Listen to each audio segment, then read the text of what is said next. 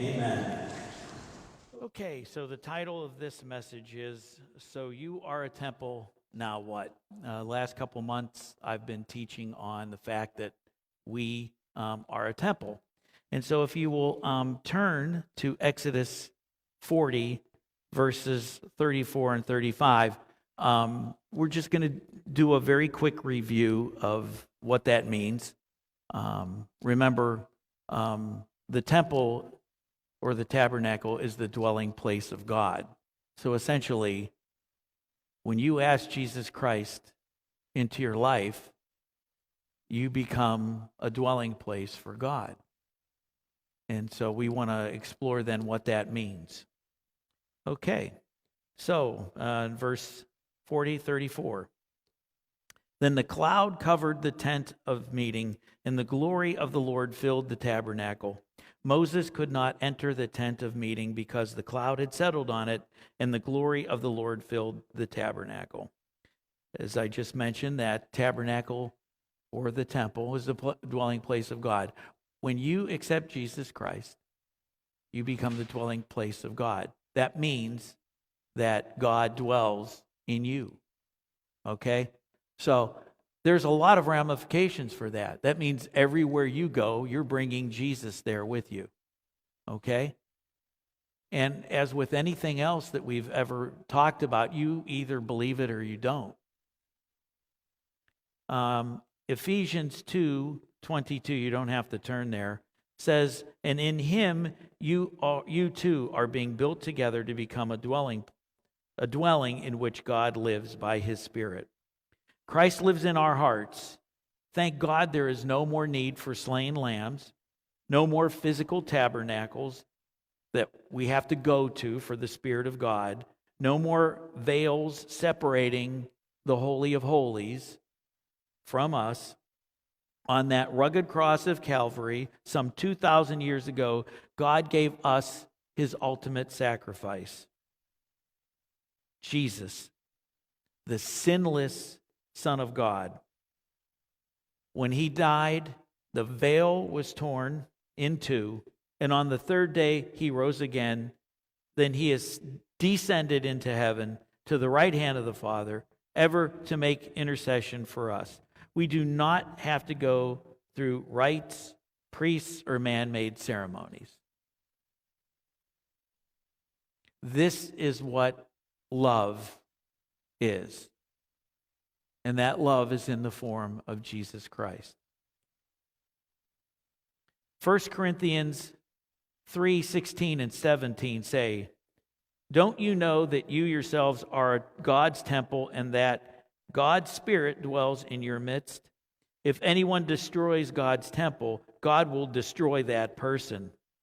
For God's temple is sacred, and you together are that temple.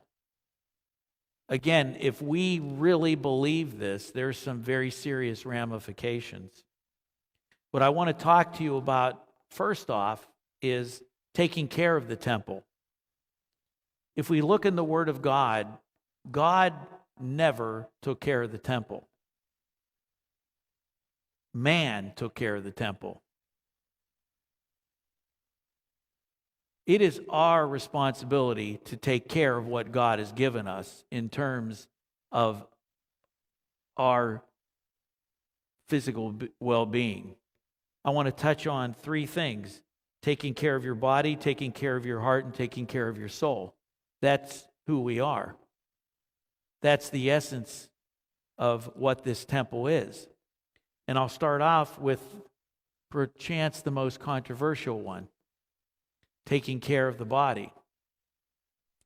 Now, I'm not here to bash people and their lifestyles.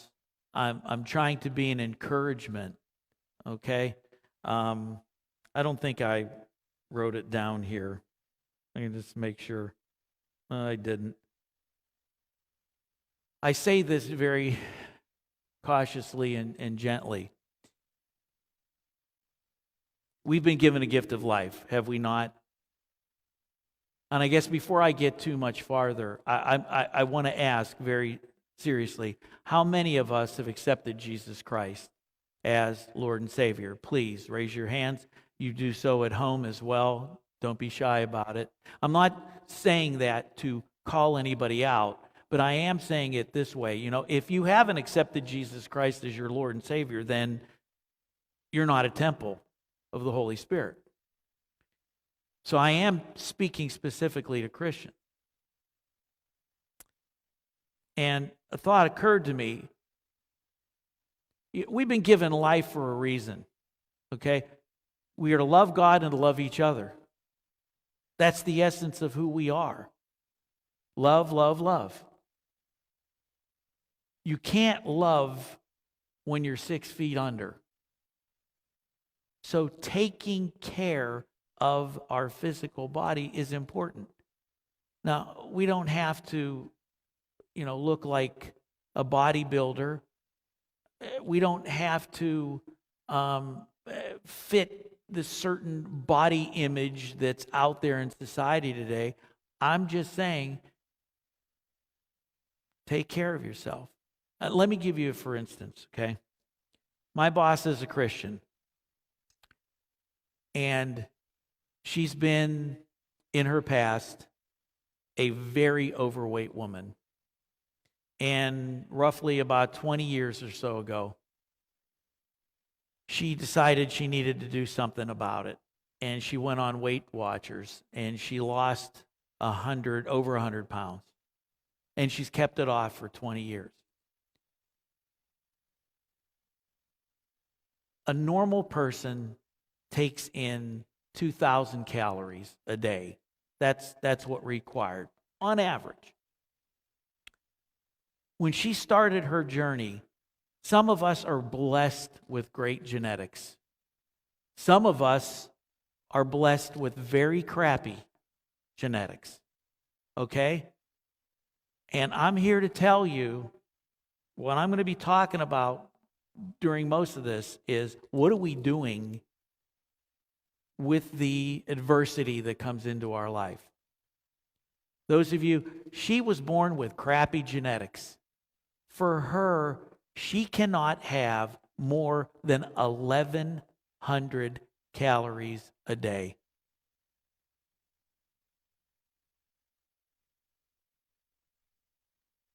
What she has to do on a day-to-day basis is incredible in terms of discipline. But that's the road God put her on. Each and every one of us has a different road. Okay? So the idea is, what do we need to do to ensure that we're taking care of our bodies? So I just want to mention something else as an encouragement. Okay? So in order for you to do something about it, if you're somebody that has the same struggle that my boss does, you got to start off by knowing she had to sit down and figure out how much calories did she take in, and then she started cutting back until she found out what it needed, where she needed to be to lose weight and then maintain weight. Okay? Physical activity is important.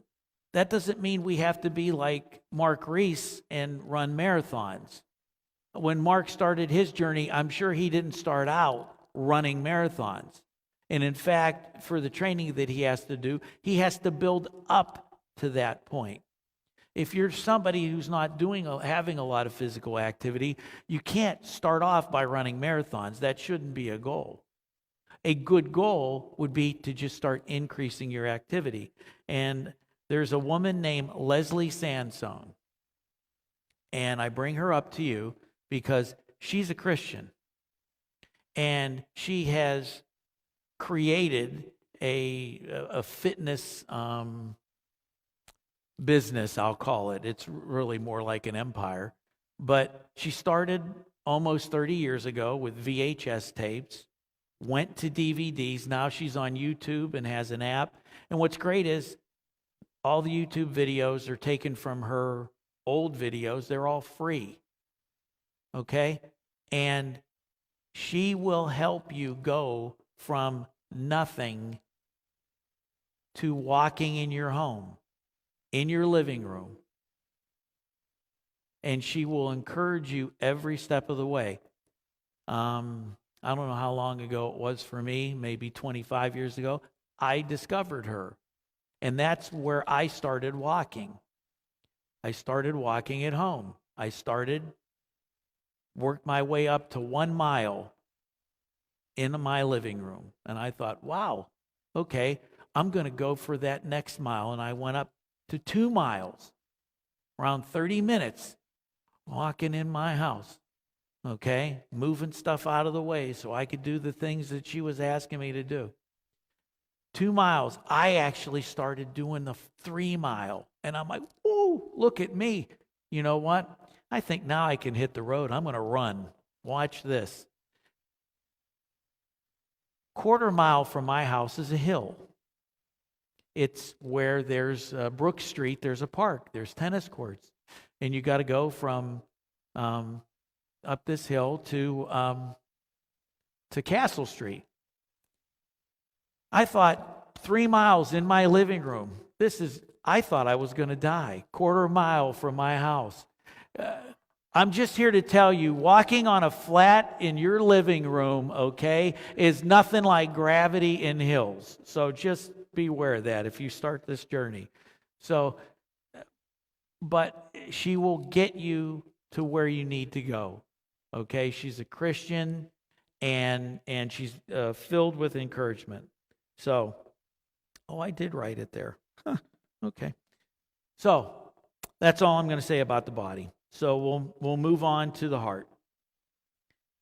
We must serve him with a broken and contrite spirit. Our hearts must be kept pure, holy, and unspotted from the world, devoted to his honor and prepared for his service.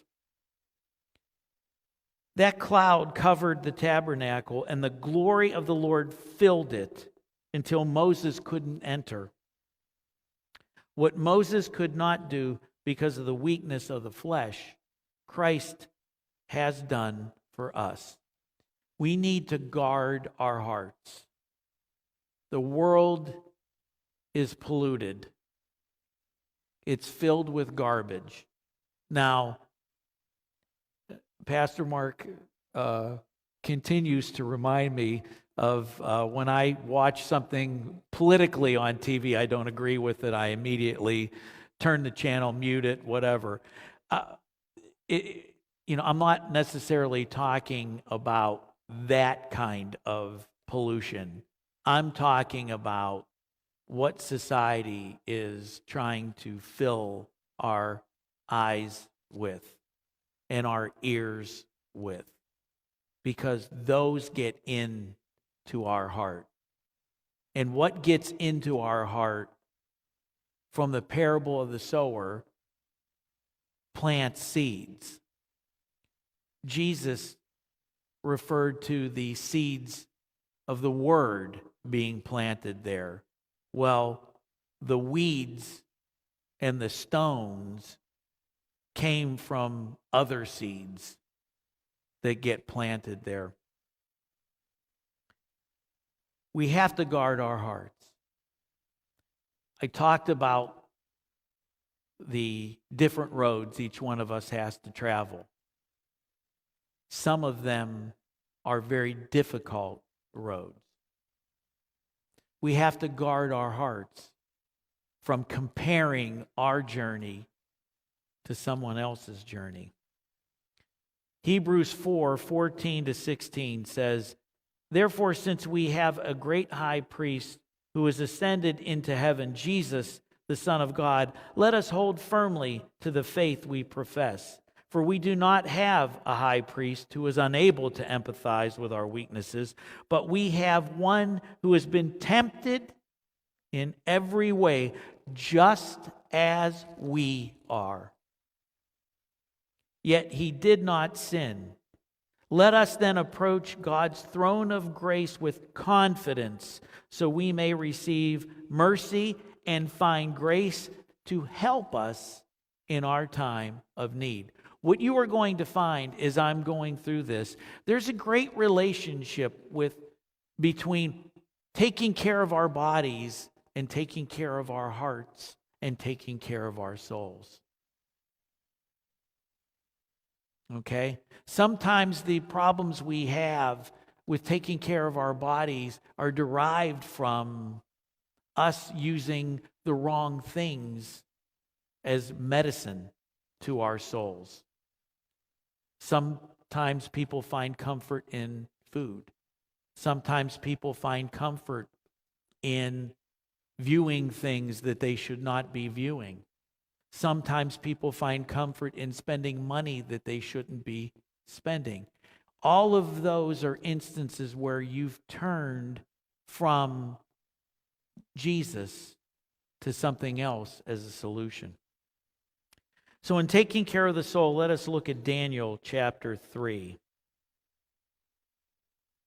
This is the story of Shadrach, Meshach, and Abednego.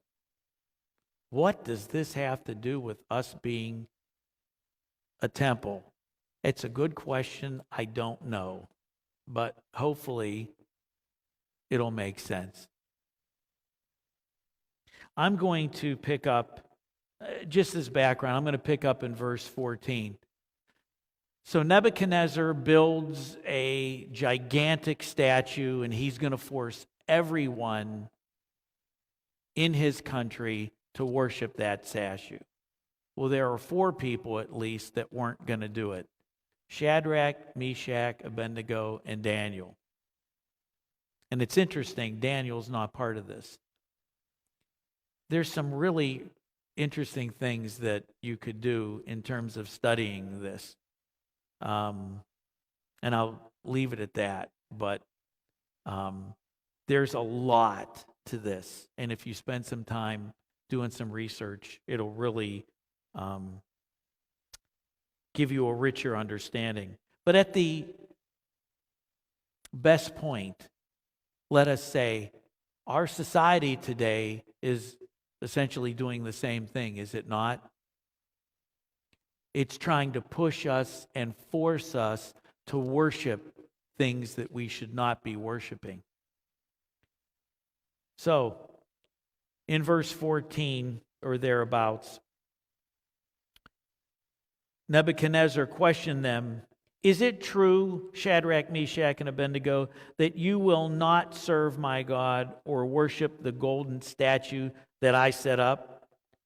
Now, if you are ready to fall down and worship the statue I made, whenever you hear the sound of the horn, pipe, zither, dulcimer, harp, double flute, and all the other musical instruments, then all will be well. If not, you shall be instantly cast into the white-hot furnace, and who is God, the God who can deliver you out of my hands?"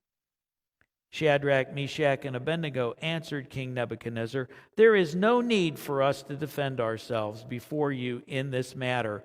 If our God, whom we serve, can save us from the white-hot furnace and from your hands, O king, may he save us. But even if he will not, you should know, O king, that we will not serve your God or worship the golden statue which you set up." To them, their life was meaningless. What was important was sticking to their faith, loving God, loving each other. Utterly incensed, Nebuchadnezzar ordered them to be sent into the furnace straight away, instructing his servants to heat it to 7 times its usual temperature. When Shadrach, Meshach, and Abednego were bound and cast into the furnace, they began lifting their voices in praise and prayer to God. The king's servants continued to stoke the flames, but Shadrach, Meshach, and Abednego remained unharmed. When we get to verse 27 to 30, we need to imagine this furnace and how it's raging. And when they open the door to throw them in, what happened. The flames rose above the furnace and spread out, burning the Chaldeans that it caught around the furnace. So basically, those guards that were standing there to throw them in, they were consumed by the fire.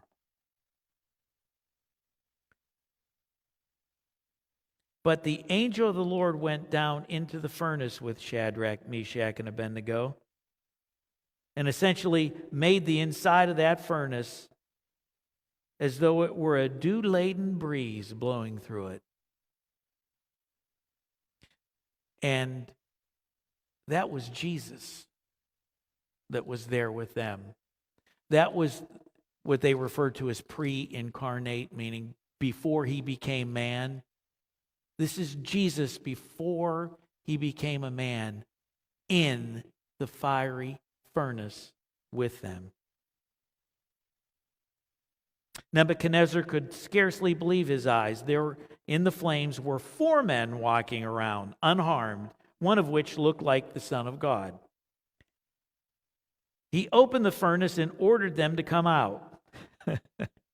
And when Shadrach, Meshach, and Abednego emerged from the furnace, it was clear that the fire had had no power over their bodies. Not a hair of their heads had been singed, nor were their garments altered. There was not even a smell of fire about them. Amazed at God's deliverance, Nebuchadnezzar called the Lord blessed and promoted Shadrach, Meshach, and Abednego. Nebuchadnezzar declared that all in the nation should worship the Lord, for there is no other God who can rescue like this.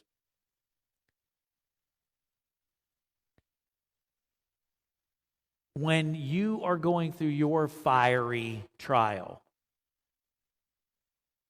you need to remember who's there with you. You take him wherever you go.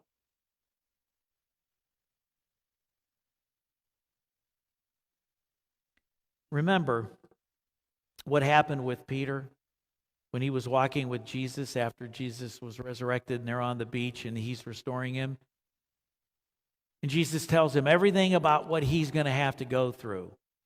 And he says, what about this guy, John? And his answer back was, you follow me. It doesn't matter what road you're given, what fiery trial that you have, what your body genetics are.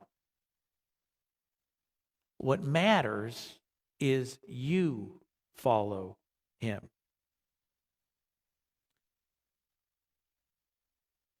Doesn't matter what situations we encounter,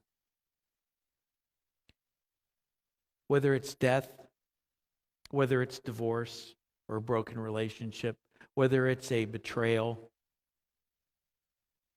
whether it's some sort of brokenness. We have to remember we bring Jesus everywhere we go. And I got a word of knowledge. When we start looking at other situations, we start forming judgments. Judgment is the poison that kills love. Judgment is the poison that kills love. If you want to be somebody who loves God and loves each other, love, guarding your heart, you have to guard your heart from judgment. I want to quickly go to 1 Samuel 30. David has come to a low point in his life. This is the man that slayed the giant killer, the killer of Goliath, David. Saul has been out to kill him for years. And instead of doing what he did when he killed Goliath, which was fully relied upon the Lord, what did he do? He became fearful. He became consumed with fear. and started making his own decisions. He got to a point where he left his country. He went over to the Philistines. And that's where we get picked up here. He was in a city called Ziklag. Okay? That's where he was confined to. The Philistines were afraid of him, like, oh my gosh, what's he doing here? And they made him go to a city called Ziklag. So that's where he was. He was out doing a military exercise with his men. And when they came back, the Ammonites had come in and taken all their possessions, their wives, their children, and went off. And in verse 6, David was greatly distressed because the men were talking of stoning him. Each one was bitter in spirit because his sons and daughters. But David found strength in the Lord his God. He, at this low point, he was driven out of his own country. He was driven from the camp of the Philistines. I'm sorry, I said the Ammonites. The Amalekites had plundered what he had left. He had nothing. He finally turned to God at that point.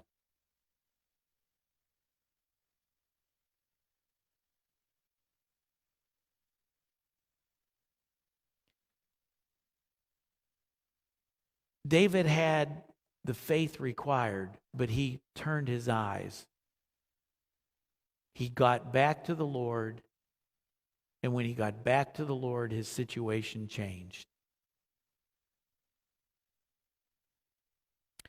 1 Peter 1:7 reminds us, these things have come so that the proven genuineness of your faith, of greater worth than gold, which perishes even though refined by fire, may result in praise, glory, and honor when Jesus Christ is revealed. The Lord was trying to get David's attention through what was happening in his life, and he finally did. In the book, 7 Habits of Highly Effective People, it talks about internal victories and external victories. And it's a biblical concept. David had lost internally, which created external defeats. When he turned his life back to Jesus, he got an internal victory that then turned to external victories.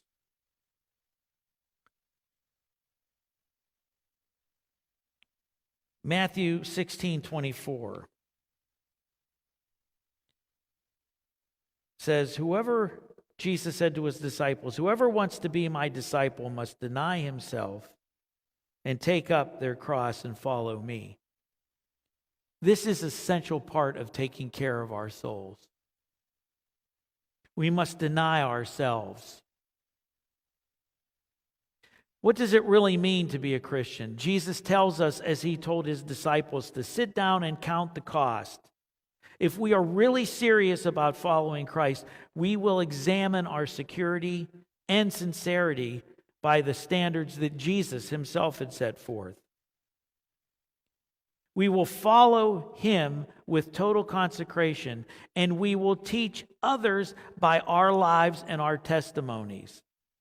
Jesus said that if we would follow him, we must deny ourselves. Self-denial is possibly the hardest lesson we will ever learn, the greatest test we will ever face. It is the way of the straight gate and the narrow road. It is the way of total selflessness on a daily basis. Remind you about Jane, okay? Let's take it out of the spiritual and into the physical. She couldn't eat what everyone else could eat, just naturally. She had to deny herself, take up that cross, and live a different life.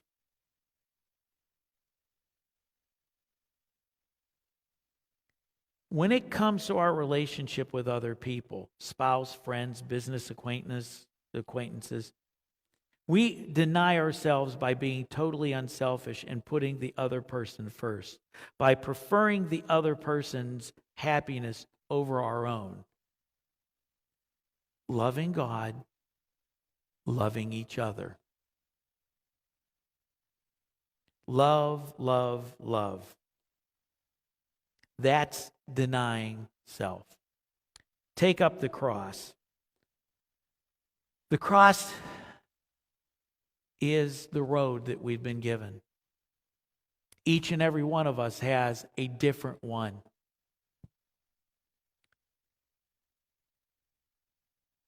We all experience to a certain degree loss.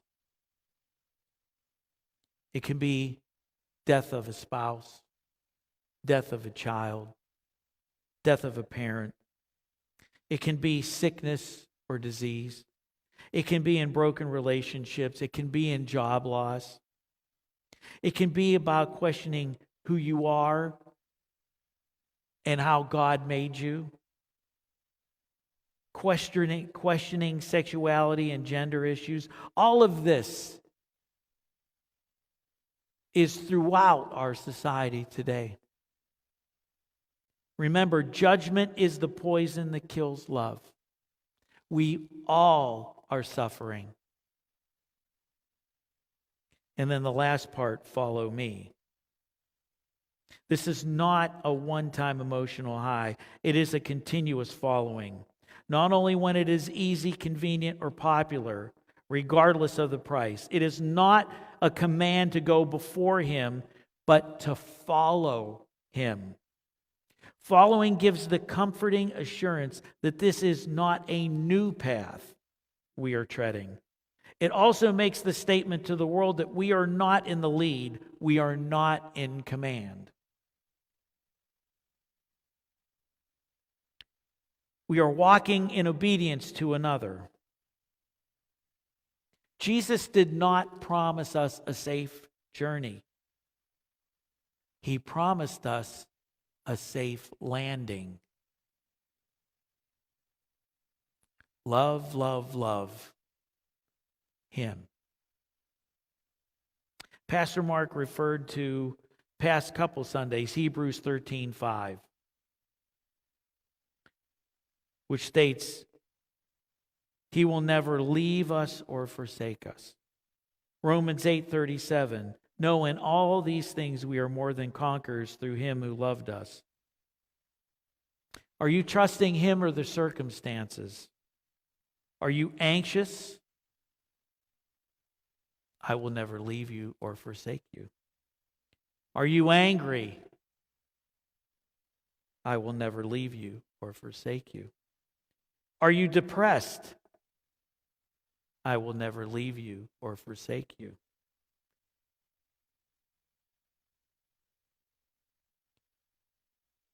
If you are anxious, angry, depressed, you need more Jesus. Do you believe I will never leave you or forsake you? He's with you everywhere you go. If we look at Micah 6:8, Micah 6:8 tells us what God expects of us, what's required of us. To act justly. It's not the same thing as justice. It's to do someone justly, treating them morally right. To be fair. That's one way to love each other. Luke 6:31 says, do to others as you would have them do to you. Eye for an eye, tooth for a tooth is gone. Jesus replaced that. Now, it's love, love, love.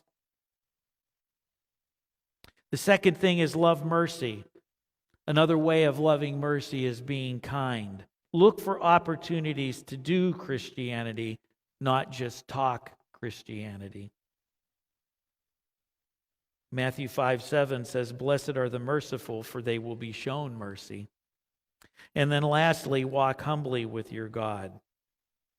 James 4:10 and 1 Peter 5:5 both say, "Humble yourselves before the Lord, and He will lift you up."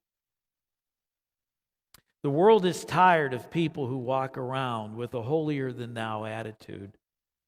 They want to see people who walk humbly with their God.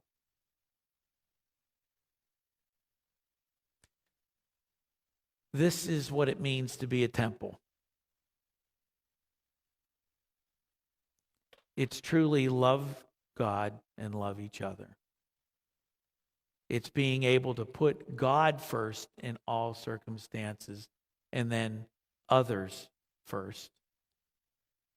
It's not an easy road. It's a difficult road. But the rewards are great. Thank you, and God bless you.